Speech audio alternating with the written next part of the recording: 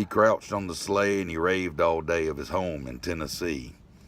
And before nightfall, a corpse was all that was left of Sam Mcgee. There wasn't a breath in that land of death, and I hurried horror-driven, with a corpse half hid that I couldn't get rid because of a promise given. It was lashed to the sleigh, and it seemed to say, "You may tax your brawn and brains, but you promised true, and it's up to you to cremate those last remains." Now a promise made is a debt unpaid, and the trail has its own stern code. In the days to come, though my lips were dumb, in my heart how I cursed that load. In the long, long night by the lone firelight, while the huskies round in a ring howled out their woes to the homeless snows, oh God, how I loathed the thing. And every day that quiet clay seemed to heavy and heavier grow, and on I went, though the dogs were spent and the grub was getting low. The trail was bad and I felt half mad, but I swore I would not give in. And I'd often sing to the hateful thing, and it hearkened with a grin.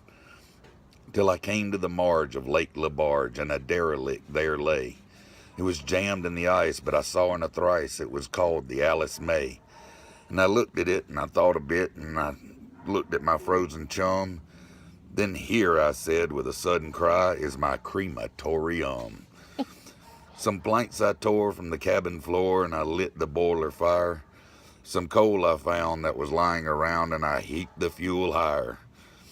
The flames just soared and the furnace roared, such a blaze you seldom see. And I burrowed a hole in the glowing coal, and I stuffed in Sam Mcgee.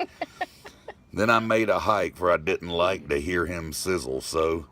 And the heavens scowled, and the huskies howled, and the wind began to blow. It was icy cold, but the hot sweat rolled down my cheeks, and I don't know why. And the greasy smoke in an inky cloak went streaking down the sky.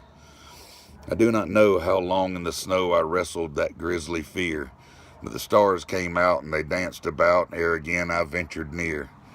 I was sick with dread, but I bravely said, "I'll just take a peep inside.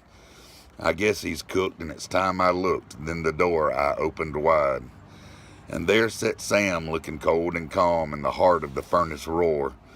And he wore a smile, you could see a mile, and he said, "Please close that door.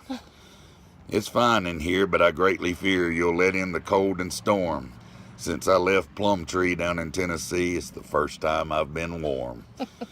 There are strange things done in the midnight sun by the men who moil for gold. The Arctic trails have their secret tales that would make your blood run cold.